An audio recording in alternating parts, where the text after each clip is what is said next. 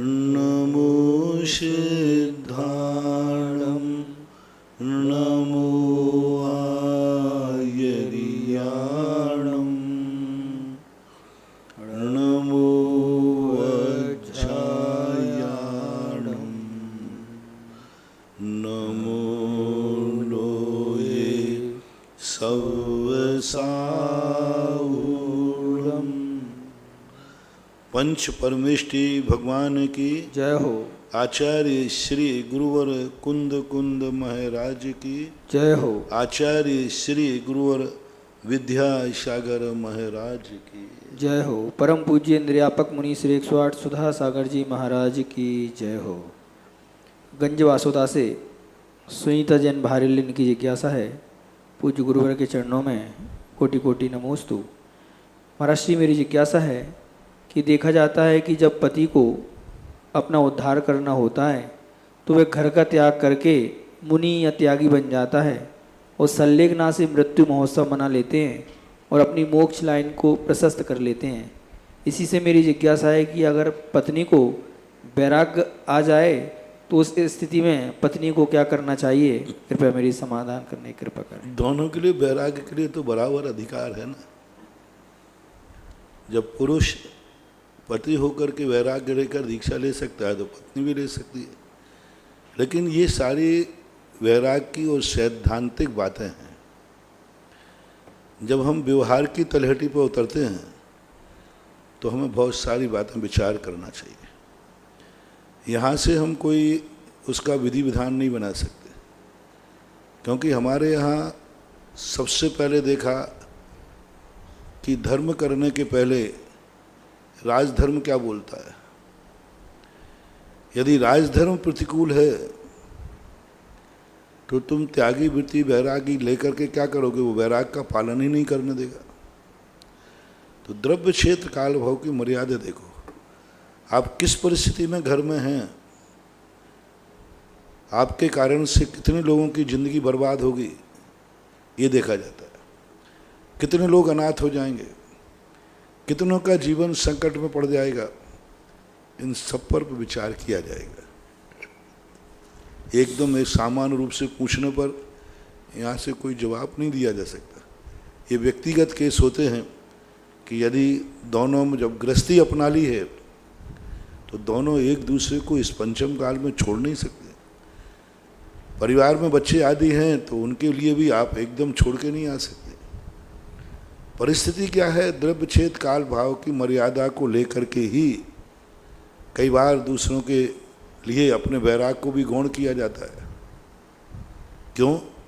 क्योंकि आपने ये देख लिया है, स्थितियाँ आपने ऐसी पैदा कर ली हैं कि वहाँ पर आपको उस संबंध में भी विचार करना पड़ेगा। ऐसा धोनी से सोनू जैन इनकी जिज्ञासा है, गुरुवर के चरणों में कोटि कोटि नमोस्तु। महाराज श्री, मेरी जिज्ञासा है कि अगर हमने किसी के व्रत उपवास लिए हों और ऐसी स्थिति में अगर हम बिना द्रव्य के पूजन कर सकें, बिना द्रव्य के पूजन कर सकते हैं क्या? तो पूजन माना, उपवास माना जाएगा या नहीं? कृपया समाधान करने की कृपा करें। उपवास के दिन? हाँ, अगर ये लॉकडाउन में अगर हम भगवान की पूजन नहीं कर पा रहे हैं द्रव्य से, तो भाव पूजन कर सकते हैं क्या? बता दिया ना हमने खूब। आप भाव से पूजन कर लिए। आपके व्रत उपवास कम से कम इस लॉकडाउन में 10 बार बोल चुका हूँ मैं कि अभी आपकी तरफ से प्रमाद नहीं है, सरकार की तरफ से है। आपका बराबर व्रत उपवास माना जाएगा, आपको कोई दिक्कत नहीं, भाव पूजन करने में कोई बाधा नहीं। सूरत से स्नेहल जैन दोषी इनकी जिज्ञासा है, पूज्य महाराज श्री के चरणों में कोटि कोटि नमन। महाराज श्री, मेरी जिज्ञासा है, मेरे पढ़ने में ऐसा आया है कि संकल्प पूर्वक किया गया त्याग व्रत के अंतर्गत आता है। तो महाराज जी, अणुव्रत के सिवा संकल्प पूर्वक किया गया कोई भी त्याग व्रत माना जाएगा, जैसे रात्रि भोजन आदि? कृपया समाधान। नियम माना जाएगा। नियम में और व्रत में अंतर है। व्रत जो शुरू होते हैं वो 12 व्रतों से शुरू होता है जैन दर्शन में। शब्दार्थ तो ठीक है, व्रत का अर्थ व्रत है, लेकिन व्रत की जो रूढ़ संज्ञा है, वृत्ति जिसे कहते हैं, वह 12 व्रतों को जो स्वीकार कर लेते हैं वो वृत्ति कहलाते हैं। बाकी तो कोई 10 लाख क्षण पर में एक आसन करता है तो कहते आज हमारा व्रत है, उसको भी एक आसन को भी व्रत बोल देते। तो ये नियम में कहलाते हैं। जो और छोटे मोटे नियम होते, 12 व्रतों के पहले जो भी नियम हैं आपके, वे नियम के अंतर्गत आएंगे। व्रत वो कहलाते हैं जिनको लेने के बाद प्रति समय असंख्यात गुणी निर्जरा होती है। प्रति समय जिस दिन से वो व्रत ले लेता है, मृत्यु पर्यंत तक निरंतर असंख्यात गुणी निर्जरा होती है। व्रत वो कहलाता है जिसको लेने के बाद व्यक्ति पंचम गुण स्थान में पहुंच जाता है, संयमा संयमी हो जाता है। व्रत वो कहलाता है जिसमें अप्रत्याख्यानावर्णी कषाय और अनंतानुबंधी ये 2 चौकड़ियों का जिसने अभाव कर लिया हो, उसको व्रत बोलते हैं। अथवा द्रव्य व्रत भी है तो कम से कम दोनों टाइम सामयिक करता हो, अष्टमी 14 प्रोष्ठ उपवास करता हो, परिग्रह का प्रमाण लिया हो, संकल्पी हिंसा का जिसने त्याग किया हो, 5 अणुव्रत जिसने धारण किए हो, 4 शिक्षाव्रत, 3 गुणव्रत जिसने धारण किए हो, वो व्रत की संज्ञा में आता है, ऐसा मानना चाहिए। तेंदुखेड़ा दमोह से सुदीप जैन की जिज्ञासा है, पूज्य गुरुदेव के चरणों में त्रिवार नमोस्तु। महाराज श्री, मेरी जिज्ञासा है कि 17 प्रकार के असंयम में 5 प्रकार के आश्रव असंयम कौन से होते हैं? कृपया समाधान। क्या? 17 प्रकार के असंयम में 5 प्रकार के आश्रव असंयम कौन से होते हैं? पता नहीं प्रश्न कैसा है आपका। 17 प्रकार के असंयम में 5 प्रकार के आश्रव के असंयम कौन से होते हैं? प्रश्न ही बड़ा विचित्र है। आश्रव के तो 57 द्वार होते, 57 जो आश्रव हैं उनमें आप असंयम मान लीजिए। जो असंयम की 12 आवृत्तियां हैं, प्राणी संयम और इंद्रिय संयम 2 हैं। अब ये 12 प्रकार का आवृत्ति तो है। अब 5 प्रकार का आवृत्ति किस कक्षा में करे? 5 पापों की अपेक्षा कर रहे हैं तो आप 5 पापों को मान लीजिए, क्योंकि मिच्छत्तम अविरत प्रमाद कषाय ये बंध के कारण होते हैं, तो उसमें अविरति आती है। तो अविरति में जो बंध का कारण बताया है वो अविरति रूप में है। अब इसमें ऐसे प्रश्नों में क्या होता है, वक्ता का अभिप्राय देखा जाता है। यहाँ किस प्रसंग में, यदि 5 पापों की दृष्टि में पूछ रहे हैं तो संक्षेप में 5 पाप आश्रव के कारण है। अब यदि आप मान लीजिए 5 इंद्रियों के संबंध में पूछ रहे हैं तो 5 इंद्रियां भी आश्रव के कारण हैं। पंच समिति में प्रमाद पूछें तो आश्रव के ऐसे अलग से असंयम के कारण को किस विवक्षा में आपने कहाँ से पूछा, कौन से ग्रंथ में आया, ये भी आप रेफरेंस दीजिए। नागपुर से आदि कुमार जैन, इनकी जिज्ञासा है, पूज्य गुरुदेव के चरणों में नमोस्तु। महाराज जी, मेरी जिज्ञासा है कि परम औदारिक शरीर में निगोदिया जीव नहीं रहते हैं, लेकिन गुरुदेव औदारिक शरीर में तो द्विंद्रियादि त्रसजीव बैक्टीरिया भी रहते हैं, उनका उल्लेख कहीं पर नहीं मिलता। तो क्या जो चरम शरीर जीवों के शरीर में त्रसजीव नहीं रहते? कृपया समाधान करें। निषेध नहीं है। 12वें गुण स्थान के नीचे निगोदिया जीव भी पाए जा सकते हैं और त्रसजीव भी पाए जाते चरम शरीर के अंदर, क्योंकि चरम शरीर के अंदर हाड़ मांस आदि सब तो हैं ही। जब जीव है, हाड़ मांस सब कुछ है, खून है, तो त्रस जीवों में उत्पत्ति होने में कोई बाधा नहीं है, क्योंकि मांस में सदा जहाँ जहाँ मांस है, लक्षण बनाए, जहाँ जहाँ मांस है, जहाँ जहाँ खून है, जहाँ जहाँ अस्थि है, जहाँ जहाँ चर्बी है, जहाँ जहाँ चमड़ी है, वहाँ पर नियम से स्थावर और त्रस जीव होते ही हैं। ऐसा कोई भी जीव नहीं है जिसके 7 धातुएं हों, कुधातुएं हों और उसमें इस प्रकार के जीव नहीं पाए जाते हों। औदारिक शरीर जब अरहंतों का हो जाता है वो परम औदारिक होता है, उसमें 7 कुधातुएं नहीं पाई जाती। अब वो त्रसजीव, जैसे मान लो किसी के पेट में कीड़े पड़ जाते, मिठाई आदि कोई खाता ज़्यादा, किसी के में नहीं पड़ते, तो ये नहीं कह सकते कि उसके शरीर में त्रसजीवों की उत्पत्ति होती ही नहीं, ऐसा नहीं। तीर्थंकरों के शरीर में भी हम नहीं कह सकते, भले उनके शरीर में मलमूत्र नहीं है, लेकिन निगोदिया जीव है, मांस है, भले खून का रंग सफ़ेद है, अस्थि है, चमड़ी है, सब कुछ है, बाल आदि भी उनके, सब कुछ उनके यहाँ है। हाँ, वो परम औदारिक जब उनका शरीर हो जाएगा तब बात अलग है। उनके शरीर में कोई भी त्रसजीवों की उत्पत्ति आदि नहीं हो सकती है, ऐसा आगम का वचन हमें कहीं देखने में नहीं आया। मेरठ से राजेंद्र जैन की जिज्ञासा है, पूज्य गुरुवर के चरणों में नमोस्तु। महाराज श्री, मेरी जिज्ञासा है कि भक्ताम्र स्त्रोत से किसी प्रतिकूलता की स्थिति में किसी विशेष काव्य से किस विधि से लाभ प्राप्त कर सकते हैं? फिर से बोलो प्रश्न, थोड़ा आवाज़ को थोड़ा सा भाई भर्रा रही है। हाँ, भक्ताम्र स्त्रोत से किसी प्रतिकूलता की स्थिति में किसी विशेष काव्य से किस विधि से लाभ प्राप्त कर सकते हैं? कुछ लोग कहते हैं कि यंत्र का अभिषेक कर मंत्र जल पी लेना चाहिए, क्या ये उचित सब है? बातों में मैंने कह दिया ना, जब मैं भक्तांबर, आपको अभी जिनवाणी पर भक्तांबर सुनाया जा रहा है, उसमें जो बोल रहा हूँ वो पकड़ लीजिए। अलग से मैं कोई भी चीज़ बताने वाला नहीं हूँ। आप कितने तरीके से पूछे, कैसे भी पढ़ें, और ये यंत्र वगैरह आदि की सब बातें आगम में कोई ऐसी बात नहीं लिखी। आगम में इतनी लिखा है, अपनी भक्ति बढ़ाइए, अपनी विशुद्धि बढ़ाइए और लाभ कीजिए। इन सब से विशुद्धि नहीं है, आचरण शुद्ध नहीं है, मन गंदा है, वचन गंदा है, काया गंदी है, अभिप्राय गंदा है, तो चाहे यंत्र पढ़ लो, चाहे कुछ भी नहीं होने वाला। और भक्ति जो है, ये भक्ति के माध्यम से करते हैं। ये भक्तांबर के यंत्रों की परंपरा बहुत अर्वाचीन है। 16वीं शताब्दी के लगभग किसी भट्टारक ने इस संबंध में यंत्रों की स्थापना की। मानतुंगाचार्य महाराज ने तो मात्र अकेला भक्तांबर लिखा है बस, उसके साथ रिद्धियाँ जोड़ दी। रिद्धियाँ अपन लोगों ने अपनी तरफ से जोड़ दी, क्योंकि रिद्धियाँ भी पवित्र हैं, ये यंत्र हैं, और उनके साथ मंत्र जोड़े, देवी देवताओं को जोड़ा। ये सारी चीज़ें मेरी समझ से तो बहुत परे है।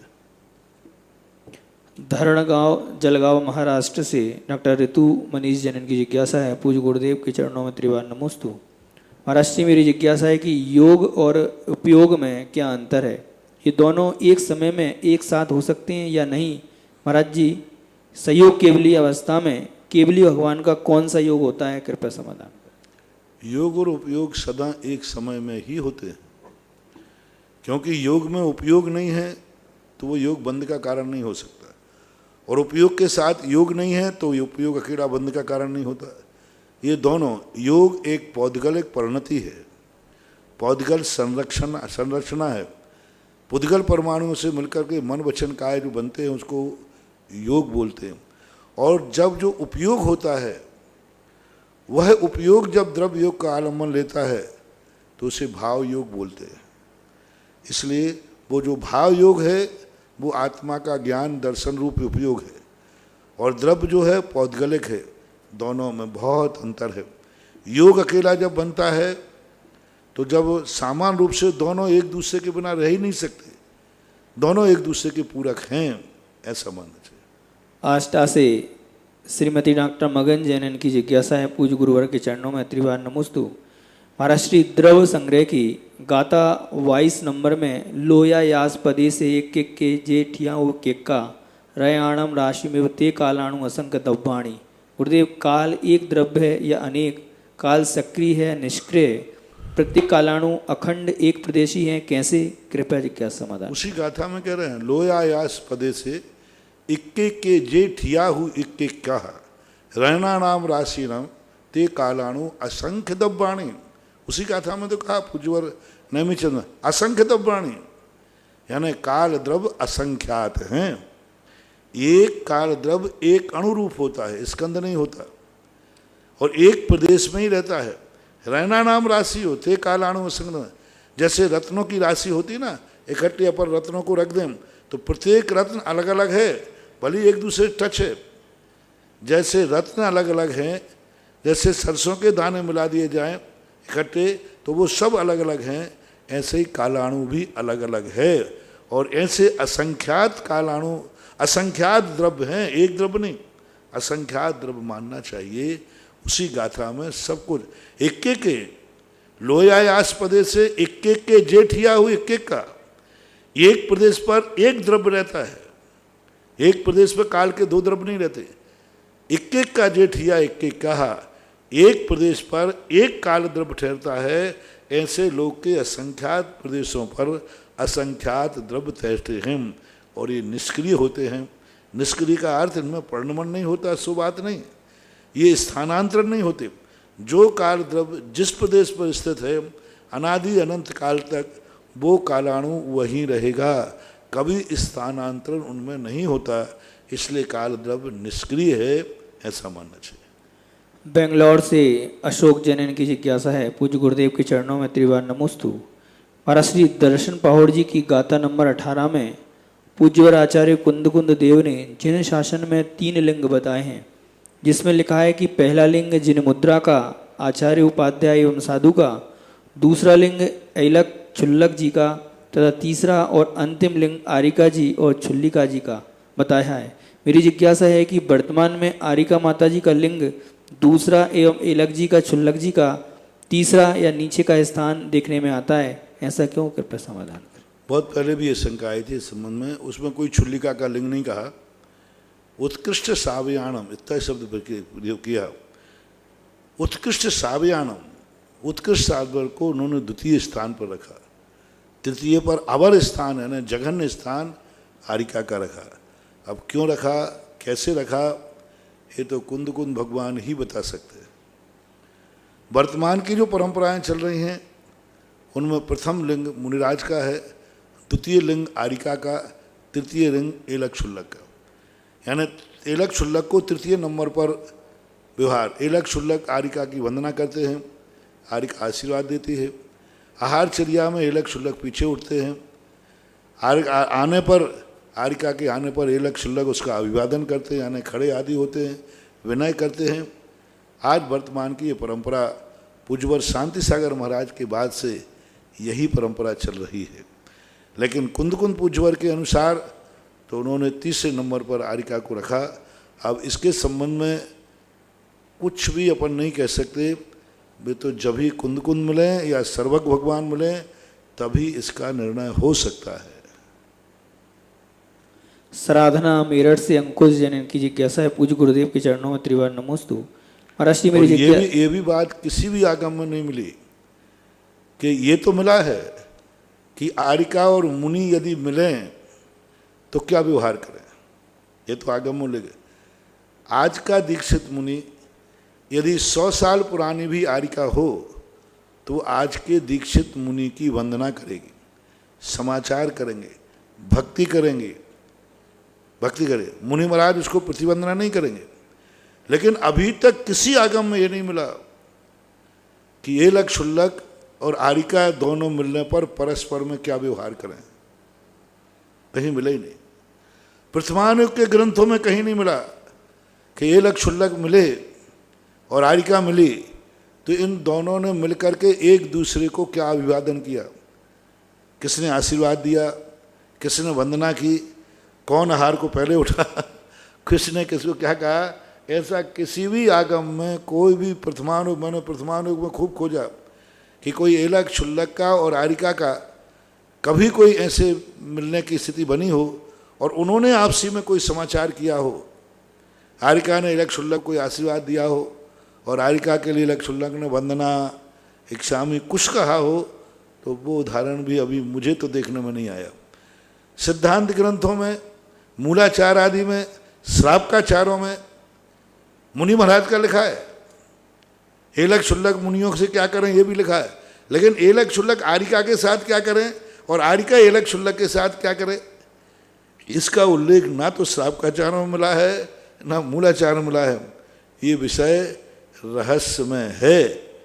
इसलिए जो अभी वर्तमान की परंपराएं चल रही हैं उसी को अपन मान लेते हैं, और क्या।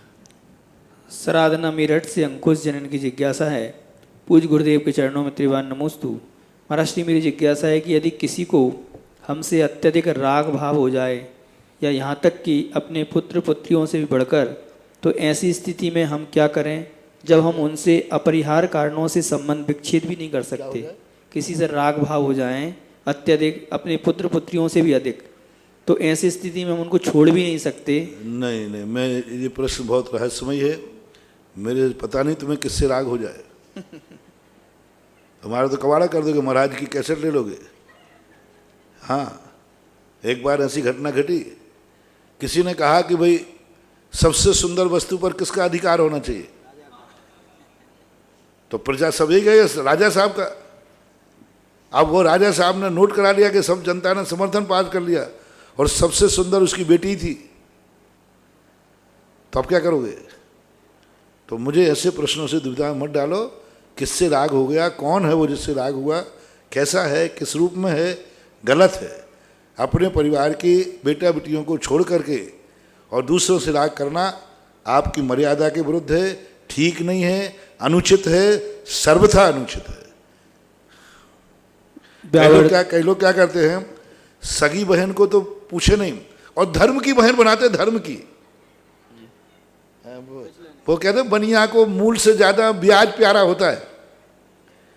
ऐसे ही सगी बहन से तो बोले नहीं और धर्म की बहन बनाएगा, ऐसे ही सगे भैया से तो बोले नहीं और धर्म का भैया बनाएगा।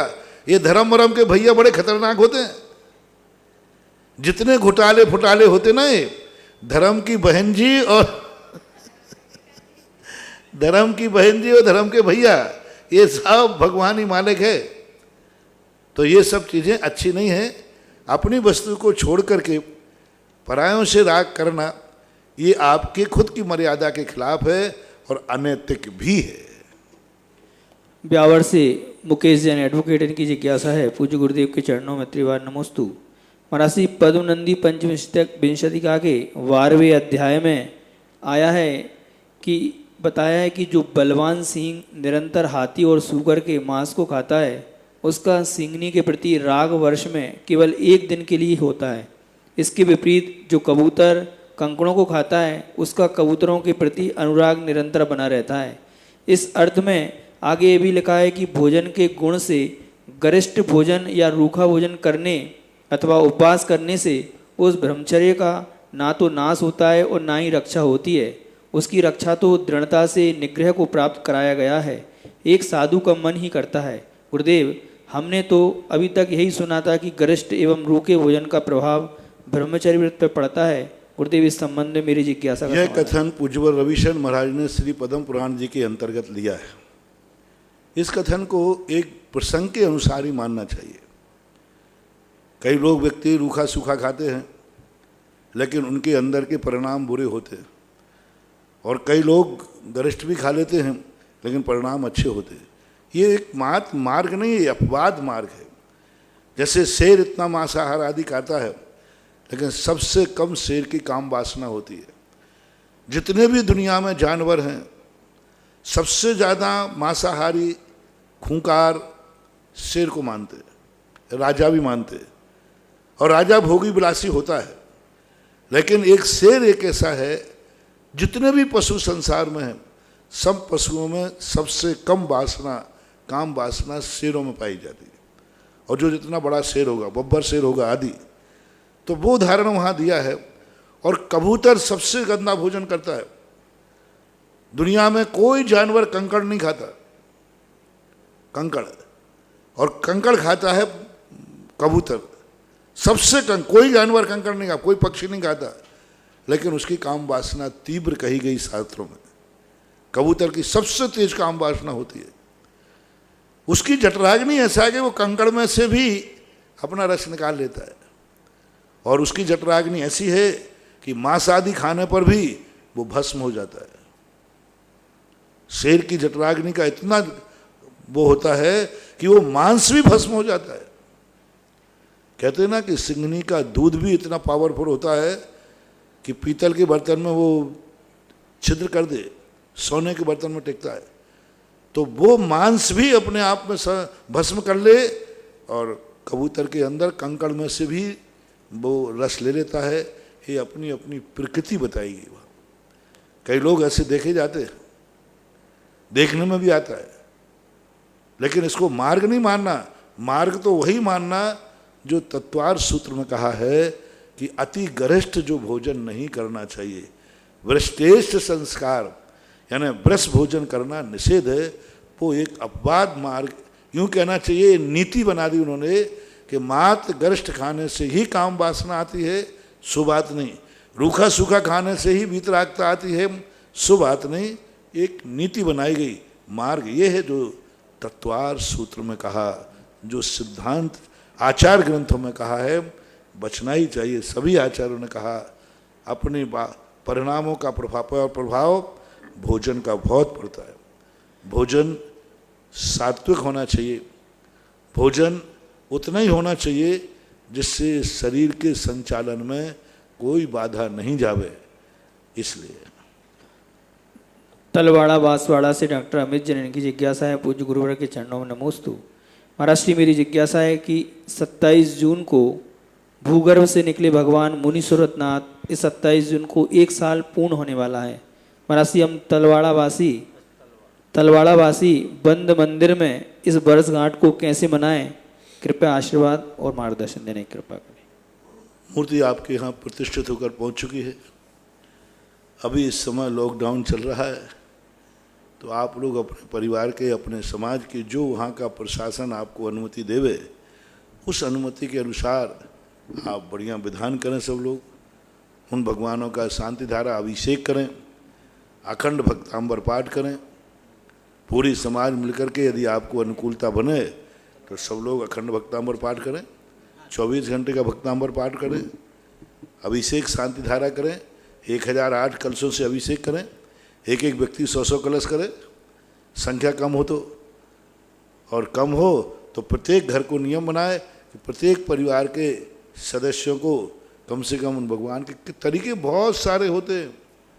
आप लोग संसार के कार्यों में कितने तरीके निकाल लेते हैं। एक व्यक्ति जन्मदिन मनाता है, सामान्य रूप से मनाता है, एक जन्मदिन अपना प्लान में मनाता है, एक कहीं कहाँ जाकर के मनाते। तो ऐसे ये धर्म की चीज़ें हैं। अपना जितना उत्साह दिखा सकें, अपना श्रद्धा भक्ति दिखा सकें, वह मूर्ति आपको उतने ही लाभदायी होती है। क्योंकि जब अपन उसके प्रति उत्साह दिखाएंगे, उसका प्रतिफल भी अपने ऊपर भी उत्साहपूर्ण रहता है।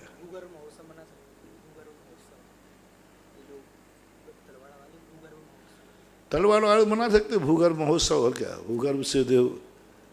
अब वो उस समय का हर व्यक्ति अपने अपने स्थान का अलग अलग मनावे, कोई बाधा नहीं है। अभी जैसे सांगनेर वाले मना रहे हैं 5 दिन का क्षेत्र अभी चल रहा है, 5-6 दिन का चल रहा है। अब वो भूगर्भ से भगवान निकले थे, अब वो लोग महोत्सव मना रहे, और सारा भारत सब जगह को लिए अभी क्या है बताते, वो पुरानी झलकियों को लाइव में ला रहे हैं। तो सब लोग देख करके गदगद हो रहे हैं, क्योंकि वो दृश्य सबको 3 साल में थोड़ा थोड़ा धूमिल हो गया था, पर लाइव में आने से हाँ, तो वो सबको स्मृति दिला रहे हैं और सबको बहुत अच्छा लग रहा है। सबको याद वो दिन था, सब धन्य मान रहे हैं। और वहाँ लोग जिसने जिस दिन शांति धारा की थी, वो उस दिन शांति धारा भी करा रहे हैं। जैसे मान लीजिए आज कौन सी तारीख है, 22 तारीख है, 23 तारीख है। जिसने जिस तारीख में वहाँ अभिषेक किया था, वो उसी तारीख में अपनी शांति धारा में नाम भेज करके उन भगवान के प्रति अपना उत्साह व्यक्त कर रहा है। देखो कितना बड़ा भाव कि नहीं, मैंने 3 साल पहले इसी तारीख में उन भगवान पर अभिषेक किए थे, हमारी तरफ से उस मंदिर की शांति धारा होना चाहिए। तो ऐसा करके कर रहे हैं। और कल बता रहे हैं कि सन 1999 में जब जो चैत्यालय निकाला गया था, उस समय की क्या झलकियाँ थी, वो शायद कल दिखाने वाले हैं लाइव में पारस चैनल पे। प्रवचन के बाद 10:15 बजे के बाद में वो दिखाएंगे 1999 में। अब 99 का कितना साल हो गए, 18-20 साल पहले की स्मृति आपको दिखा रहे हैं। तो लाइव से एक फ़ायदा तो है ही, कम से कम ऐसे ही आप लोग भी अपनी स्मृति को किसी भी रूप में मनाएं, उत्साह से मनाएं। महाराज इससे क्या, बहुत सारे जो युवा लोग थे जिनका 99 में जन्म नहीं हुआ था, तो उन लोगों की ये जिज्ञासा आई थी कि महाराज जी हमने 2017 में जो भूगर्भ से भगवान निकले उनके दर्शन तो कर लिए, लेकिन हम लोगों ने 99 में जो भगवान के दर्शन आपने निकाले उनके दर्शन नहीं कर पाए। तो कृपया कर हमको दर्शन करने का सौभाग्य प्राप्त हो।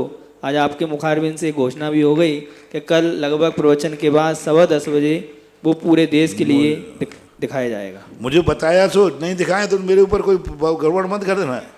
मुझे तो सूचना दी है कि दिखाएंगे, तो मैंने दे दिया। बाकी दिखाना नहीं दिखाना लाइव वालों का काम है या कमेटी वालों का काम है।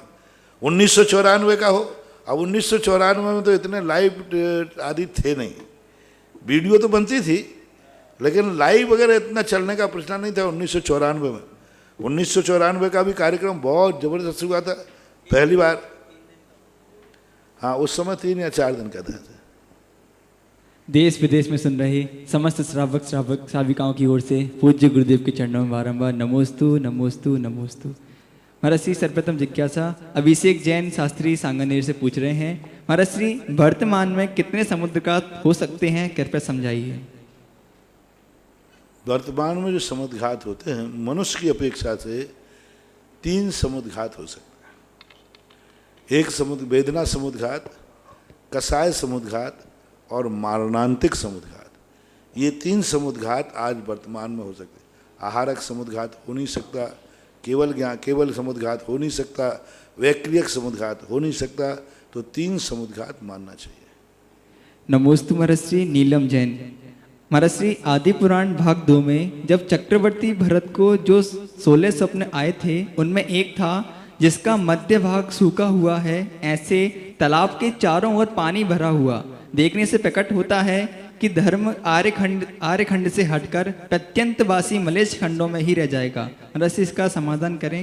नहीं, ये अर्थ आपने गलत लिखा। जिसने भी लिखा है मलेच्छ खंडों में धर्म का सवाल ही नहीं। उसका इतना अर्थ है कि आर्यखंड में मध्य स्थानों पर जहाँ विशेष धर्म होता है वहाँ धर्म की कमी आएगी, और आर्यखंड के किनारों पर यानी साइड स्थानों पर धर्म रह जाएगा। ऐसा उसका अर्थ निकाला जाता है। ऐसा ही अर्थ हो, ऐसा कोई नियम नहीं है। और मलेच्छ खंड में तो सवाल ही नहीं, धर्म की स्थिति ही नहीं बनती।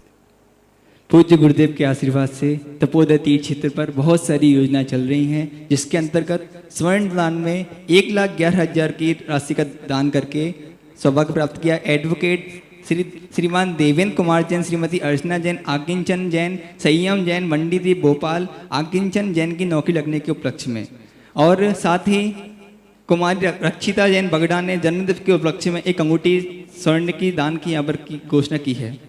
साथ ही वक्तांबर महामंडल विधान जसीमकालीन क्षेत्र पर चल रहा है, उसमें 51,000 की राशि की घोषणा करके शेषी श्रीमान सिकरचंद जी राजेश कुमार जैन खोबा वाले सपरिवार भोपाल ने सौभाग्य प्राप्त किया है। मुनिश्री अगले जिज्ञासा सुत्ती जैन आगरा से पूछ रहे हैं, महाराज श्री अपने जीवन में किए हुए पाप और नियम में लगे हुए अतिचार अनाचार से जिन कर्मों का अर्जन किया है उन्हें कैसे अलग करें। प्रायश्चित प्रतिक्रमण। पहले तो अपनी गलती को एक्सेप्ट करो कि ये गलती हुई, अपने को धिक्कारो कि मुझे धिक्कार है। फिर उसके बाद करो प्रत्याख्यान, भविष्य में ऐसी गलती नहीं होगी। फिर उसके बाद करो प्रायश्चित। ये 3 क्रम है। प्रतिक्रमण कर लिया, प्रत्याख्यान नहीं किया तो प्रायश्चित का सवाल ही नहीं। पहले प्रतिक्रमण का अर्थ ही होता है अपनी गलती को स्वीकार करना, अपने आप को धिक्कारना, अंतो डज्झामि। और प्रत्याख्यान का अर्थ है वैसी गलती पुनः नहीं होने देना। प्रायश्चित का अर्थ है कि हमें स्मृति बनी रहे कि मैंने ये गलती की थी, उसका मुझे दंड मिला था, जिसके कारण से वह पुनः उस तरफ परिणाम नहीं जाना। पश्चाताप का अर्थ भी प्रायश्चित होता है। श्री अखिल भारतीय दिगंबर जैन विद्वत परिषद से परम पूज्य निर्यापक संत मुनि पुंगव श्री सुधा सागर जी महाराज के चरणों में अखिल भारतीय दिगंबर जैन विद्वत परिषद की ओर से सुरेंद्र भारती का त्रिवान नमोस्तु। पूज्य मुनिश्री विद्वत परिषद के द्वारा आपके आशीर्वाद से 7 दिवसीय आचार्य कुंद तत्व ज्ञान शिविर का आयोजन किया गया। इसमें डॉक्टर शैलेश जैन शास्त्री मुख्य प्रशिक्षक थे। शिविर के विषय शुद्धोपयोग, पुण्य पाप, निश्चय व्यवहार, मुनि धर्म आदि रखे गए थे। मुनिश्री परसों शिविर का समापन समारोह श्रीमती चारू जैन कैलिफोर्निया अमेरिका के मुख्यातिथ्य में एवं प्राचार्य अरुण कुमार जैन की अध्यक्षता में ऑनलाइन संपन्न हुआ। इसमें आपके शुभाशीर्वाद से जयपुर में स्थापित संत सुधा सागर आवासीय बालिका महाविद्यालय की छात्रा कुमारी दृष्टि जैन, पिताश्री भरत कुमार जैन नौगामा ने 100 में से 90 अंक प्राप्त करके प्रथम स्थान प्राप्त किया है। कन्नवी गोसावी औरंगाबाद ने द्वितीय स्थान एवं सरिता सेठी इम्फाल ने तृतीय स्थान प्राप्त किया है। इस अवसर पर डॉक्टर शैलेश जैन ने भावुक होकर कहा कि मुनि पुंगव श्री सुधा सागर जी महाराज हम सब जैसे सैकड़ों विद्वानों के जीवन निर्माता हैं, हम उनके ऋण से ऋण कभी नहीं हो सकते। मुनिश्री, आपकी भावना से विकसित हो रहे बालिका महाविद्यालय की छात्रा का संपूर्ण भारत के शरणार्थियों के बीच प्रथम स्थान प्राप्त करना यह बता रहा है कि आपका आशीर्वाद इस संस्था के शैशव काल से ही फल फूलने लगा है। डॉक्टर जय कुमार जैन, डॉक्टर कमलेश कुमार जैन आदि विद्वानों ने कल इस पर विशेष हर्ष व्यक्त किया। इस संस्था के उदय से समाज की बालिकाओं को शिक्षा दान तो मिलेगा ही, बदले में समाज को संस्कारित महिला वर्ग भी मिलेगा। अंत में महाराज जी वो जिज्ञासा कर रहे हैं, निवेदन कर रहे हैं, मैं विद्वत परिषद की ओर से संपूर्ण भारतवर्ष की जैन समाज के श्रेष्ठियों से निवेदन करना चाहता हूँ कि वे यदि संपूर्ण अध्ययन काल के लिए एक एक छात्रा को गोद ले लें तो भविष्य में महान जैन विदुषी तैयार होकर हो सकती हैं। इस विषय में मुनिश्री आपका मार्गदर्शन एवं शुभाशीष की कामना है। मैं तो पहले ही कई बार कह चुका हूँ कि जैन बच्चियों के लिए यदि अपना सब कुछ आचार विचार बचाना है तो आज जो पाश्चात्य संस्कृति की हायर एजुकेशन चल रहा है इसको त्याग देना चाहिए। बच्चियों को हायर एजुकेशन में नहीं जाना चाहिए। हायर एजुकेशन की बात ले जाने वाले विद्यालयों में भी नहीं जाना चाहिए, क्योंकि इनका क्षेत्र दूसरा है। ऋषभदेव ने इनका क्षेत्र कहा कि संस्कार बनाएं समाज को। पढ़ाई तो इनको करना है, लेकिन इनको दो प्रकार की पढ़ाई बच्चियों को करना चाहिए। एक, जैसे सांगानेर के अंदर पहली बार 2500 वर्ष के बाद, भगवान महावीर स्वामी के बाद में पहली बार बच्चियों के लिए धार्मिक शिक्षा का विद्यालय खोला गया। पहली बार किशनगढ़ चतुर्मास में इसकी स्थापना की गई थी। अभी तक कहीं भी सबके लिए इस व्यवस्थाएं थी, पुरुषों के लिए। वर्णी जी ने भी जितने विद्यालय स्थापित किए थे सभी पुरुषों के लिए, लेकिन बच्चियों के लिए कोई विद्यालय नहीं थे जहाँ पर बच्चियाँ धर्म की शास्त्र पढ़ सकें, शास्त्रीय आचार्य पढ़ सकें। तो ये स्थापना होकर के, और जब अभी तो 2 साल या 3 साल, तीसरी साल है, 5 साल के बाद जब वो शास्त्री बन के निकलेंगे तब ये भी वैसे ही डंका बजाएंगे जैसे अभी संस्थान के जो शैलेश जी है ना, जिनको जो भावुक हो गए, ये शैलेश जी वगैरह, पंडित आलोक वगैरह, पुलक वगैरह, सब लोग अपना कार्य कर रहे हैं। ये लोग जैसे आज सारी दुनिया में जाकर के, और जो विद्वानों की श्रृंखला खत्म हो चुकी थी, संस्कार विहीन समाज की तरफ शिक्षा दी जा रही थी, वे संस्कारवान विद्वान सारे भारत में कम से कम 500-700 लोग पूरे भारत में हो चुके। महिलाओं के संबंध में जो बच्चियां आज संस्कार विहीन हो रही हैं, लौकिक शिक्षा में, को एजुकेशन में, सबसे ज़्यादा खतरनाक है आज की को एजुकेशन, जो समाज, जाति, परिवार का समूल नाश कर देगी। और जब नारी जाति को एजुकेशन की तरफ बढ़ेगी तो समझ लेना उस जाति का, उस धर्म का, उस देश का नाश होना निश्चित है। कोई नहीं बचा सकता। अभी कोई ज़्यादा शुरू नहीं हुए, 10-15 साल से ज़्यादा इसका फैसला हुआ। इसकी 25 साल है। 25 साल के बाद देखना सारे भारत का जो हमारे आचार विचार हैं वे बहुत खोजने से मुश्किल से मिलेंगे। इसी को ध्यान में रख करके बच्चियों के लिए को एजुकेशन से बचें, हायर एजुकेशन से बचें, तो श्रमण संस्थान के अंतर्गत विद्यालय खोला। मेरी तो बहुत कम भावना उम्मीद थी कि शायद बच्चियां इस ओर कम आएंगी, लेकिन जब स्थापना शुरू की तो आज बच्चियों ने वहाँ लाइन लगी है। कमेटी के पास रहने को स्थान नहीं है, समाज के पास उनको रहने के लिए स्थान नहीं है। आज भी बच्चियां ब्राह्मी सुंदरी जैसी बनना चाहती हैं, लेकिन बनाने वाला नहीं है। बनने के लिए खड़ी हैं। वो चाहती हैं कि मैं हायर एजुकेशन नहीं करना चाहते, हम धार्मिक संस्कार लेकर के अपनी गृहस्थी चलाएंगे, लेकिन कोई बनने को तैयार नहीं। और धार्मिक विद्यालय, धार्मिक कक्षाएं, शास्त्रीय आचार्य की पहली बार भारत में शुरू हुआ सांगानेर में, और बहुत अच्छा रिजल्ट है, बहुत बढ़िया। लौकिक शिक्षा भी यदि आपको पढ़ना है तो मैं हायर एजुकेशन के लंबन में पढ़ना भी चाहें तो हमारे पूज्य गुरुदेव ने पृथ्वी स्थली की स्थापना की। पृथ्वी स्थली में इतनी लाइन लगाओ कि जैनी की हर बच्चियां या तो पृथ्वी स्थल में जावे या श्रमण संस्कृत संस्थान में जावे। यदि इन दोनों के अंदर बच्चियां पढ़ेंगी तो समाज की इज्जत बचेगी, तुम्हारी कुल की मर्यादा बचेगी और आगे आने वाली भावी पीढ़ी संस्कारों को प्राप्त कर सकेगी। इसलिए आज बच्चियों के लिए तो मेरा कहना है, हायर एजुकेशन की तरफ मत ले जाओ बच्चे। ये हायर एजुकेशन में बच्चे में पढ़ने वाली बच्चियां एक दिन तुम्हारा मुंह काला कर देंगे। तुम दुनिया में आंख उठा के जीने लायक नहीं रहोगे। बेटी तुम्हारे हाथ में नहीं रहेगी, क्योंकि आज पाश्चात्य संस्कृति की हायर एजुकेशन में और को एजुकेशन में पाश्चात्य संस्कृति के पूरा प्रभाव पड़ रहा है और वह हमारे लिए देश के लिए घातक है। मैं जैनियों से खास तौर से कहना चाहूँगा, कम से कम बच्चियों के लिए हायर एजुकेशन से बचाएं। उनसे नौकरी नहीं कराना है, उनसे पैसा नहीं कमाना है, उनकी कमाई नहीं खाना है। उनको मात्र घर गृहस्थी का एक ऐसा पद दिया जाए, ऐसा उनके लिए किया जाए जो उनकी नारी पर्याय भी सफल होवे। एक नारी यदि गृहस्थी में जाकर के अपना सही कर्तव्य पालन करके बच्चों को संस्कारित करती है तो उससे नारी पर्याय धन होती है और गौरव प्राप्त होता है।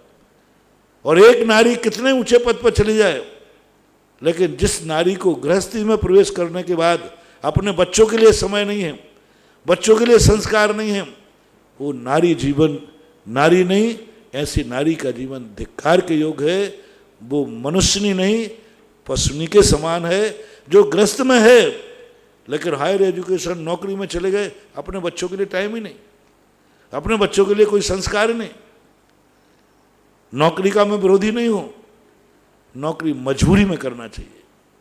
जब पति कमाने वाला नहीं हो, पति समर्थ नहीं हो, पति का अभाव हो या पति की कमाई इतनी कम हो कि उससे परिवार नहीं पल सकता है, तो फिर नारी को आजीविका का रूप ढूंढना पड़े तो कोई निषेध नहीं है, लेकिन वैसी आजीविका हम दूसरे ढंग से भी कमा सकते हैं।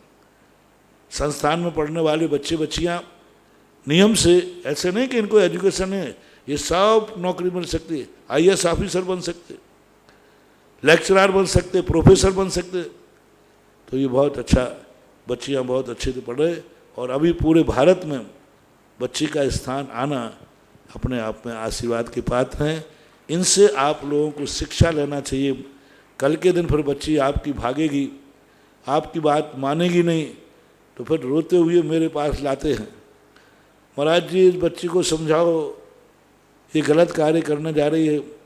हम क्या कहें, गलती तुम्हारी है कि तुमने ऐसे स्थान पर भेजा जहाँ पर संभलना मुश्किल है।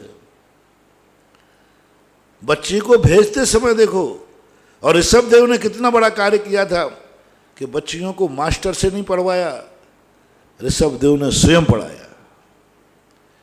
यानी बच्ची वहाँ पढ़ना चाहिए, माँ बाप की निगरानी में पढ़ना चाहिए और या अपनी समाज की निगरानी में पढ़ना चाहिए। मतलब उसको जो पढ़ाने वाले हैं, जो गार्जियन लोग हैं, वो पितृतुल्य और मातृतुल्य होना चाहिए। मान लीजिए ऋषभदेव ने तो स्वयं पढ़ाया, तीर्थंकर, इतने बड़े तीर्थंकर होकर के भी बच्चियों की प्राइमरी कक्षा पढ़ाने लगे, अंगत अक्षर। हाँ, एक नारी जाति की रक्षा करने के लिए तीर्थंकर जैसे एक सामान्य टीचर बन गए। तो आप लोगों के लिए कम से कम दो, आप लोग स्वयं नहीं पढ़ा सकते हैं तो अपनी बच्चियों के लिए उन स्कूलों में भेजिए, उन स्थानों पर भेजिए जहाँ पर पढ़ाने वाले और मैनेज करने वाले पितृतुल्य और मातृतुल्य हो, माताओं के समान जहाँ संरक्षण होता हो, माता बनकर के संरक्षण करते हो। जैसे प्रतिभा स्थली में सारी ब्रह्मचारिणी बहनें उन बच्चियों की माँ बनकर के पढ़ाते हैं, मातृ जैसा वात्सल्य देती हैं, मातृवत व्यवहार करती हैं वहाँ पर छोटे छोटे बच्चों को। अथवा ऐसी संस्थाओं भेजें जहाँ का मैनेजमेंट पितृतुल्य हो, पितृतुल्य हो और पितृतुल्य बन करके उनका संरक्षण करता हो। तो सांगानेर का श्रमण संस्थान और प्रतिभा स्थली आज भारतवर्ष में दिगंबर जैनियों के लिए ये दो संस्थाएं ऐसी हैं जहां आपकी बेटियों को पितृ और मातृतुल्य संस्कार देकर के आपकी बेटियों को ब्राह्मी और सुंदरी बनाया जा सकता है और बन रही है। उसी का उदाहरण आपके सामने अभी विद्युत परिषद ने प्रस्तुत किया। महाराज श्री, ये बहन मात्र इसको संस्थान में आयु 1 वर्ष हुआ है, कनिष्ठ उपाध्याय की छात्रा है ये, पहली साल के। महाराज श्री एक जिज्ञासा है, कोई पूछ रहा है कि मुनि श्री गोद लेकर बालिकाओं को संस्कारित करने का क्या फल है? बहुत बड़ा फल है, मैंने कई बार बता चुके। यदि आपकी बच्ची है तो ठीक, नहीं है तो मैं तो सदा कहता हूँ अपने बच्चों के खातिर, अपनी बच्ची के खातिर, जितने बड़े लोग हैं, समर्थ लोग हैं, उनको एक बच्चा और एक बच्ची किसी साधर्मी का गोद लेना चाहिए, हमेशा लेना चाहिए। मान लीजिए आपके यहाँ बच्चियाँ हैं, आपके यहाँ बच्चे हैं, तो एक बच्ची आप गोद लें कि जो बच्ची किसी गरीब साधर्मी की धर्म के संस्कार लेना चाहेगी, प्रतिभा स्थल में पढ़ना चाहती है या सांगानेर संस्थान में पढ़ना चाहती है, उसकी जो भी पढ़ाई का खर्चा आएगा हम उठाएंगे और एक बच्ची को कम से कम संस्कारवान करेंगे। एक बच्ची को तुमने संस्कारवान कर दिया, आप कल्पना करें, वो यदि माता जी बन गई तो उसकी तो कल्पना ही नहीं, लेकिन गृहस्थी में भी जाएगी और मान लो उस धर्म से संस्कारित होकर जाएगी, शास्त्री बनकर जाएगी, और गृहस्थ में जाकर के शास्त्री बनी है जिसने सारे तत्वार सूत्र पढ़ा, सर्वार सिद्धि पढ़ी, जैन ग्रंथ सारे पढ़े, और वो जब पढ़ेगी गृहस्थी में जाएगी तो पूरे परिवार को संस्कारित कर देगी। और जब उसकी संतान होगी तो संस्थान को भी वो 6 ढाला पढ़ा सकेगी, नमोकार मंत्र पढ़ा सकेगी, नमोकार मंत्र का अर्थ पढ़ा सकेगी। कितनी कल्पना करो, एक बच्ची को तुमने पढ़ा करके, संस्थान में पढ़ा करके और उसको धर्म के संस्कार दे दिए, अब वो गृहस्थी में जाकर के यानी कम से कम 3 पीढ़ियों के लिए आपने धर्म का संस्कार दे दिया एक बच्ची को पढ़ाने पर। 3 पीढ़ी सुधरती है, 3 पीढ़ियों में संस्कार बन जाते हैं, क्योंकि तो बच्ची जो है गृहस्थ में, और यदि धर्म के संस्कार में आ गई तो फिर उसका तो अतुलनीय वर्णन हो जाता है। इसलिए बहुत बड़ा कार्य है, सबको सोचना है। और ये अभी संस्थान मात्र सांगानेर में खुला है, ऐसे आप और भी संस्थान स्थापित कर सकते हैं। बचाना है समाज को तो, और नहीं तो भेजना है तो पाश्चात्य संस्कृति रूपी भेड़ियों के सामने आप अपनी बच्चियों को भेजते जाइए। कोई एजुकेशन में भेजिए, आपकी बच्चियों को भेड़िया खा जाएंगे। उनका धर्म, उनका संस्कार, उनके आचार विचार सब खत्म कर देंगे।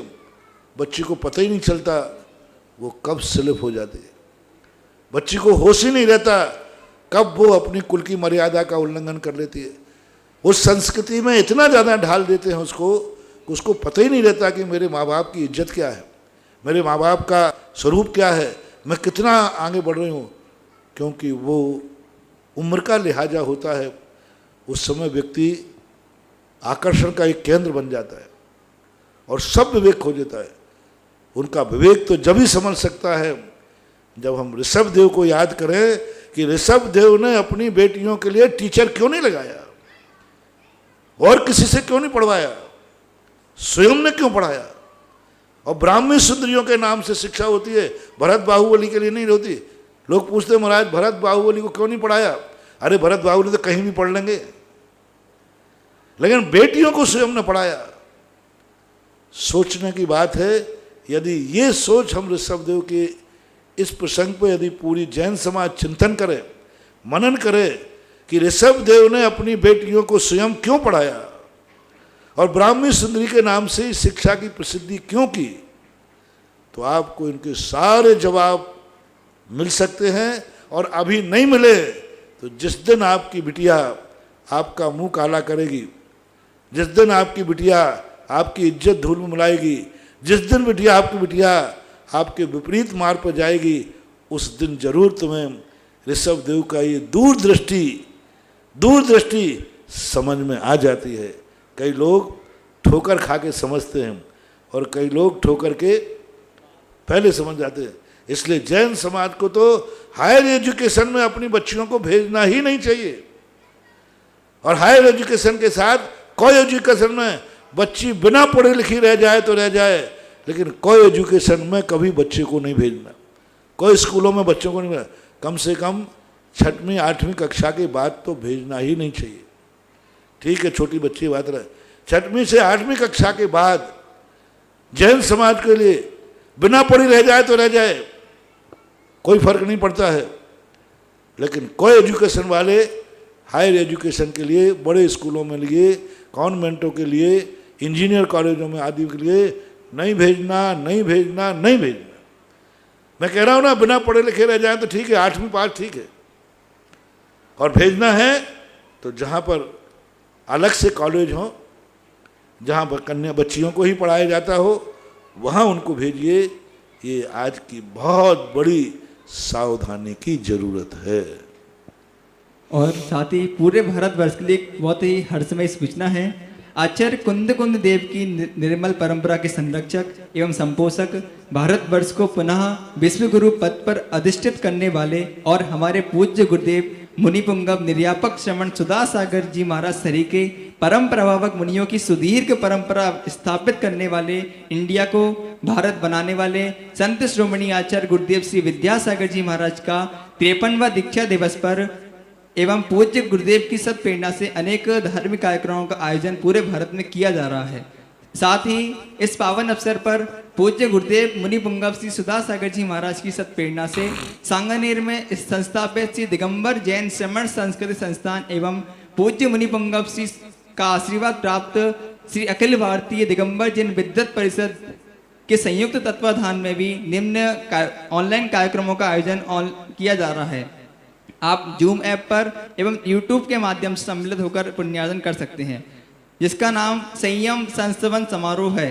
कार्यक्रम सुबह 7 बजे से 8 बजे तक आचार्य श्री के संगीत में पूजन, दोपहर 1-1:30 बजे से 3 बजे तक प्रथम सत्र, 3:30 बजे से 5 बजे तक द्वितीय सत्र, साय 7:30 बजे से 8:30 बजे तक संगीत में गुरु गुणानुवाद एवं 8:30 बजे से 9:30 बजे तक संगोष्ठी का तृतीय सत्र, जो कि online zoom cloud app meeting पर होगा। इसकी आईडी 2 आप नोट कर लें, आईडी है 2033458891। मैं पुनः बोल रहा हूँ 2033458891।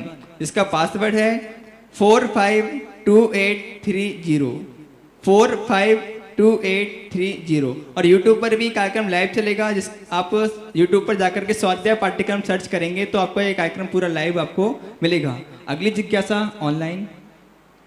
नमस्तु गुरुदेव, मैं वैभव काला सूरज से पूरे संघ को त्रैबा नमोस्तु नमोस्तु नमोस्तु। गुरुदेव, मेरी जिज्ञासा है कि अष्टामर स्तोत्र के काव्य संख्या 17 में राहु से क्या अर्थ है? कृपया जिज्ञासा का समाधान करें। नमोस्तु। राहु और केतु ये ग्रहों के नाम है। जैसे शुक्र शनि होता है, ऐसे राहु केतु होते हैं। जैन दर्शन के अनुसार राहु केतु ही से ही ग्रहण पड़ते हैं। अभी बताते चंद्रमा से सूर्य पे ग्रहण पड़ा, ये बात जमती नहीं, क्योंकि चंद्रमा जो है वो जैन दर्शन के अनुसार ऊपर है, सूर्य नीचे है। विज्ञान मानता है चंद्रमा नीचे है, सूर्य ऊपर है।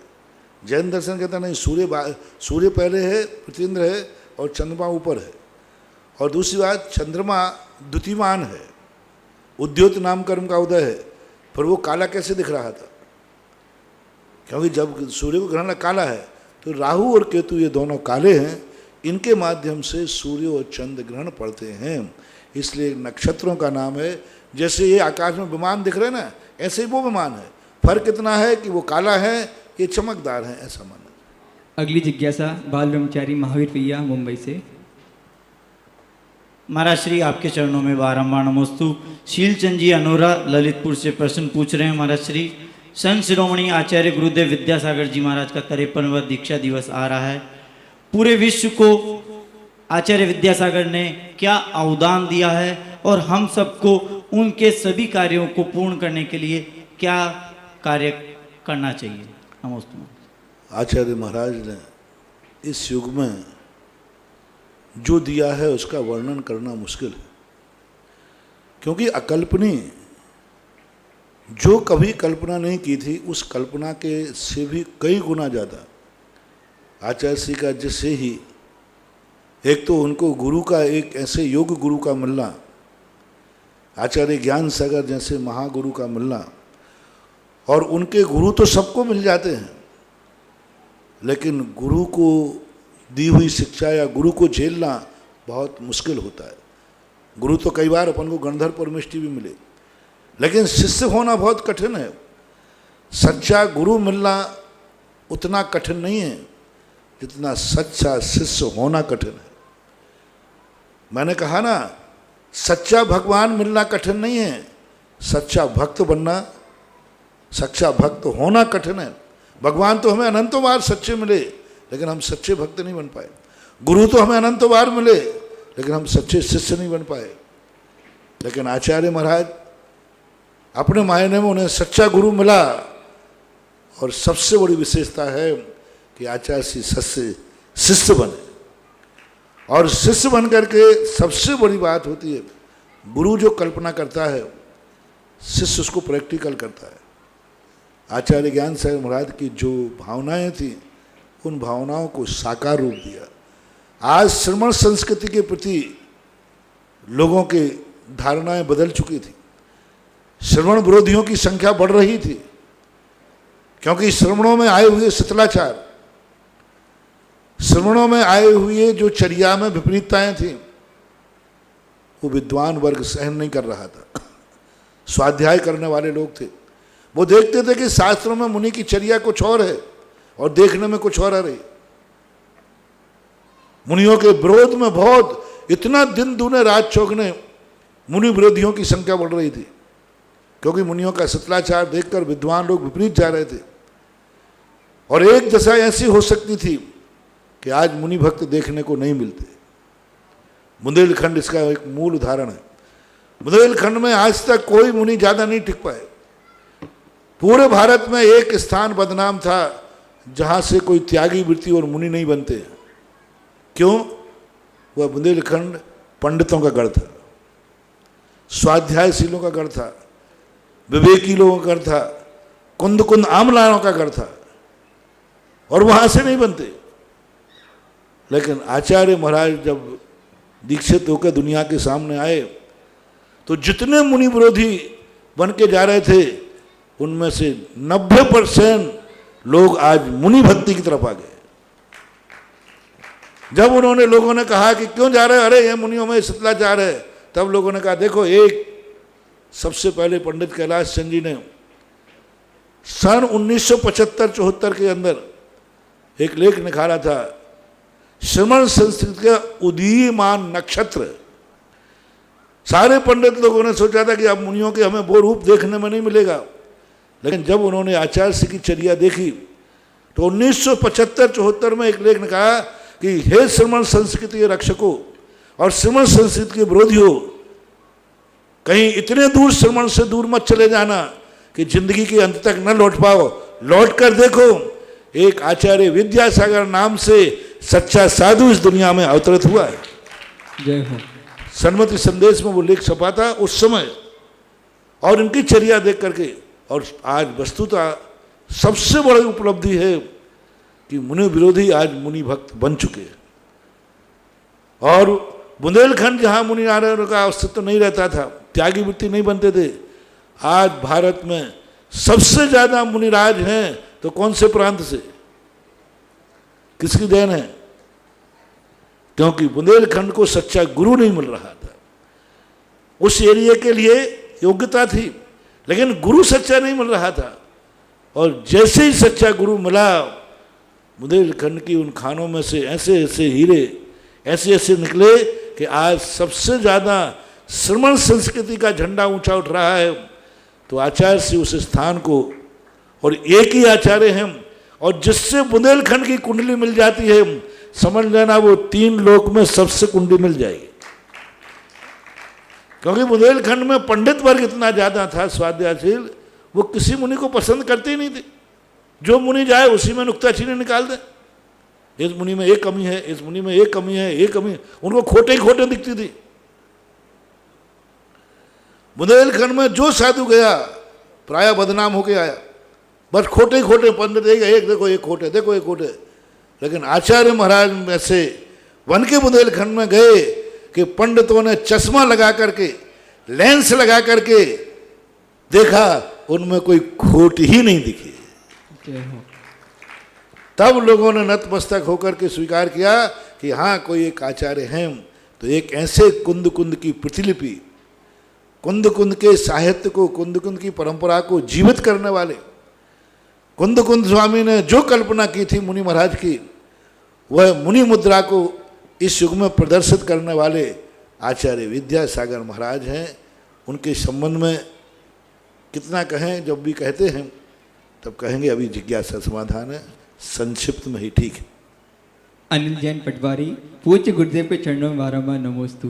मुनिश्री, 8 प्रकार के मंगल द्रव्य छत्र, ध्वजा, कलश, चामर, झारी, दर्पण, ताड़का और पंखा होते हैं।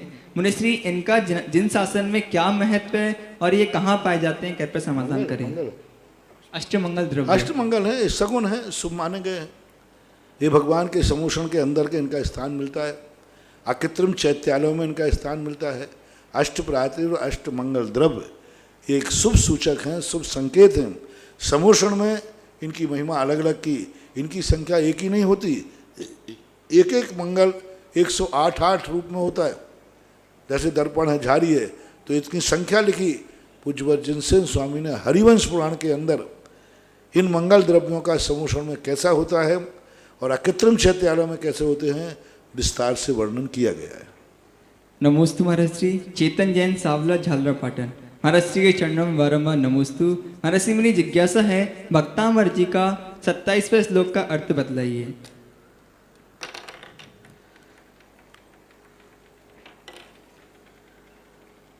को विस्मयोत्र यदि नाम गुणैरशेषै, को यानी इसमें विस्मय क्या है, अत्र यदि नाम यानी नामी, अच्छे, गुणै अशेषै, संपूर्ण गुण जो हैं त्वम संसृत हो, यानी संसार में जितने अच्छे गुण थे वो सब आपके आश्रित हो गए, यानी आप में आ गए। इसमें आश्चर्य क्या है, निरवकाश तया मुनि से, क्योंकि इनको किसी ने संसार में आश्रय दिया ही नहीं। अच्छे गुणों को संसार में कोई चाहते ही नहीं है, और जिसके पास गए अच्छे गुण सभी ने बाहर से भगा दिया, सब ने भगा दिया, बोले मुझे अच्छे गुण नहीं चाहिए। मात्र आप ही एक ऐसे थे जो अच्छे गुणों को आश्रय दिया। और क्या हुआ, और बुरे गुण आपके पास क्यों नहीं आ पाए, दोषै रूपात विबुधाश्रय जात करवई, और दोष जो थे आपने स्वीकार नहीं किया। तो दोष क्या कहते, गर्व मत स्वीकार करो, हमें सारा भारत स्वीकार कर रहा है, तुम अकेले स्वीकार नहीं करे तो क्या बिगड़ता है। यानी जितने दोष थे वे सारे संसार ने ग्रहण कर लिए, और आपने ग्रहण नहीं किया तो आपके सामने गर्व से कहते तुम अकेले मुझे ग्रहण नहीं करोगे तो क्या फर्क पड़ता है, सारा संसार मुझे ग्रहण कर रहा है। तो जितने दोष थे वे अहंकार में चले गए, क्योंकि आपने ग्रहण किया नहीं उनको, इसलिए संसार में ग्रहण किए। स्वप्नांत रेप न कदाचित पीक्षितेषु, और वे दोष आपको स्वप्न में भी देखना नहीं चाहते, वे आपसे चिढ़ते हैं, बोले कुछ भी हो जाए मैं तीर्थंकरों के पास तो नहीं जाऊंगा। कौन, दोष, हमारा तो सारा संसार हमें ग्रहण कर रहा है। और जो गुण थे बेचारे उनको कोई ग्रहण नहीं करता, कहीं शरण नहीं मिली, मात्र आपके पास ही शरण मिली है। इसलिए गुण आपको छोड़ना नहीं चाहते, गुण आपको छोड़ना नहीं चाहते। क्यों, छोड़ के कहाँ जाएं।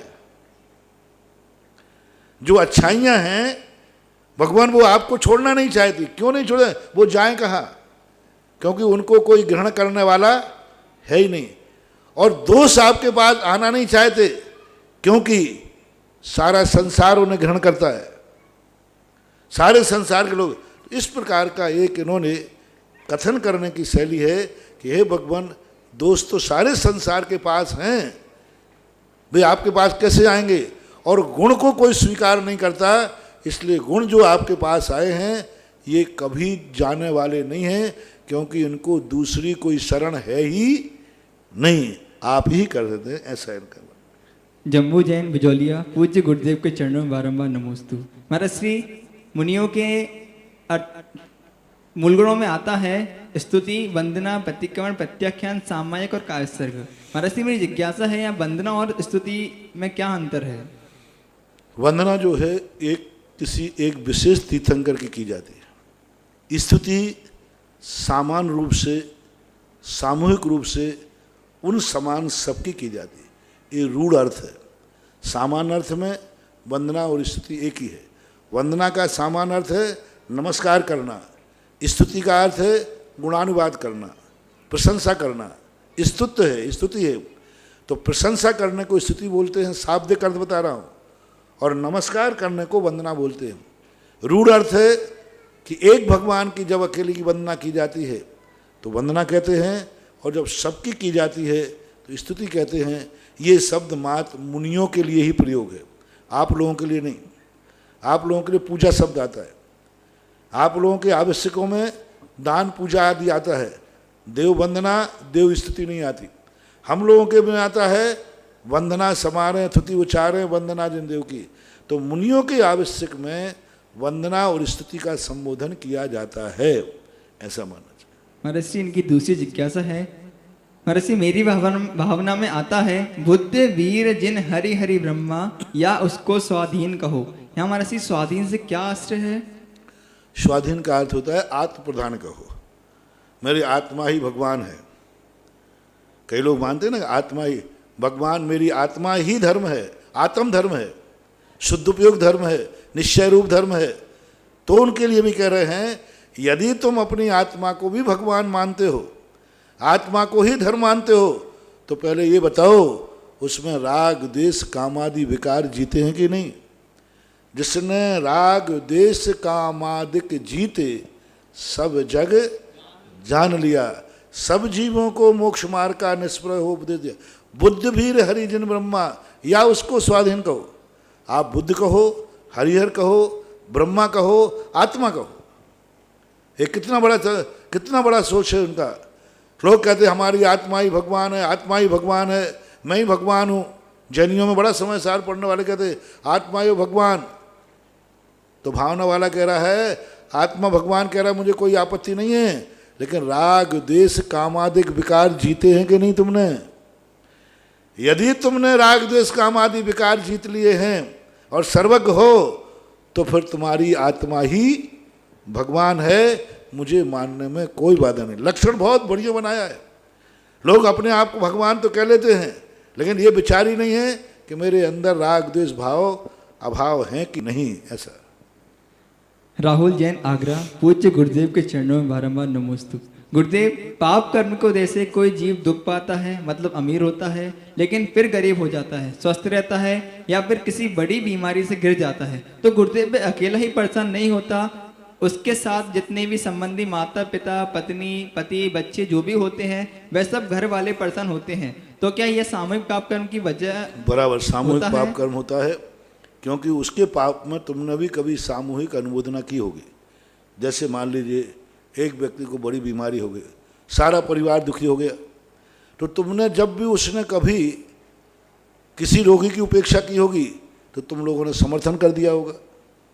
नियम है वो। तो जितने जितने लोग दुखी हो रहे हैं उनका कोई ना कोई उससे संबंध कर्म का जरूर है। अखिल जैन गंज वासुधा, पूज्य गुरुदेव के चरणों में बारंबार नमोस्तु। महाराज श्री मार्गना सिर्फ जीव के कर्म के उदय पर ही निर्भर करती है या फिर आत्म परिणाम आदि अन्य पर भी? कृपया समाधान करें। क्या का मार्गना सिर्फ जीव के कर्म? मार्गना तो जीव के परिणामों से कर्मों से बनती है। क्योंकि मार्गना जो होती हैं, ये जो मार्गना है, नरक गति मार्गना है, इंद्रिय मार्गना है, ये सब आत्मा के परिणामों पर आश्रित है। और मार्गना बनेगी पुद्गल से, लेकिन वो मार्गना का जो पुद्गल का संचय है वो परिणामों से होता है। यूँ कहना चाहिए उपयोग और योग के माध्यम से, या यूँ कहना चाहिए मोह और योग के माध्यम से ये सारी की सारी मार्गणाओं के स्थान बनते हैं। मार्गना का अर्थ होता है जहाँ जीव पाया जाए, जहाँ जीव खोजा जाए, इन स्थानों पर जीव पाया जाता है, उसको मार्गना बोलते हैं। अगली जिज्ञासा ऑनलाइन ऑडियो। महाराज श्री के चरणों में त्रिकाल बार नमस्ते। महाराज श्री में संतोष सिंह भोपाल से। महाराज जी 16 कारण भावनाओं की जो तीसरी भावना है शील वृतेश वनति चार, इस भावना का क्या अर्थ? कहते हैं कि रावण ने भी इस भावना का शील वृतेषु अनतिचार शब्द है। शील का अर्थ होता है अपना स्वभाव, उसके कई पद होते हैं, कई रूप है। शील का अर्थ होता है द्रव्य की अपेक्षा लगाओ तो आप कौन हैं, आपका स्वभाव क्या है। आप श्रावक हैं, मुनि हैं, आरिका हैं, ब्रह्मचारी हैं, ब्रह्मचारिणी हैं, माता पिता हैं, श्रावक हैं, यानी आप किस पद पर बैठे हैं ये भी आपका स्वभाव। स्वभाव क्या है आपका? क्षेत्र, इस क्षेत्र का क्या नेचर है, ये क्षेत्र किस लिए बनाया गया है उसका ध्यान रखना। काल, यह काल किसके लिए है, इस काल में क्या करना चाहिए, तो उसका स्वभाव, इस काल का स्वभाव क्या है। भव, इस मनुष्य भव का स्वभाव क्या है, परिणाम। तो इस प्रकार के शील, और शील का एक सामान्य अर्थ होता है संयम, इंद्रिय संयम, प्राणी संयम, ये भी शील का अर्थ होता है।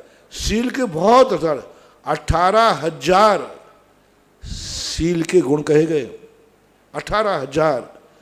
अब इसका जब विस्तार देखें, पूज्यवर नेमिचंद महाराज ने गोमठ सार के अंदर 18,000 शील के दोषों का बड़ा विस्तार दिया, हर चीज में विस्तार। आप चल रहे हैं, ये चींटी को आप हटाना चाहते, इसका स्वभाव क्या है, वनस्पति का स्वभाव क्या है, सब अपने स्वभाव को, यानी अपना स्वभाव और सामने वाले के स्वभाव को पहचानना, यह शील कहलाता है। सामान्य रूप से आज शील में आता है इंद्रियों के विषयों का त्याग, यानी अपने इंद्रियों का स्वभाव का पालन करना, वो शील के अंदर लिया गया।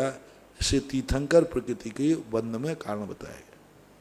पूज्य गुरुदेव के चरणों में बारंबार नमोस्तु। महाराज श्री भव्य और अभव्य जीव में अंतर स्पष्ट करें। क्या कोई जीव जो इस जन्म में अभव्य है वह आगे जाकर किसी पर्याय में भव्य कहला सकता है? नहीं बन सकता है। और क्या कोई ऐसा जीव जो समोषण में भी गया हो और अब वह अभव्य हो?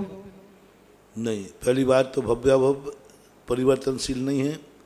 समोषण में मात्र अंतिम 12वीं सभा जो होती है श्री मंडप, उसमें प्रवेश नहीं होता। अभव्य भी 12वीं सभा के बाहर स्तूप बने हुए हैं, वहाँ तक जा सकता है, अंतिम भगवान का दर्शन नहीं करेगा। और श्री मंडप के अंदर जहाँ 12 सभाएं लगी हैं वहाँ पर वो प्रवेश नहीं करता। श्रीमती चंदा डॉक्टर मगन जैन आष्टा मध्य प्रदेश से पूछ रहे हैं। पूज्य गुरुदेव के चरणों में बारंबार नमोस्तु। महाराज श्री तत्वार सूत्र जी के 5वें अध्याय में सोनंत समय, इस सूत्र में समय अर्थ का, समय शब्द का अर्थ लिया है समय द्रव्य है या पर्याय।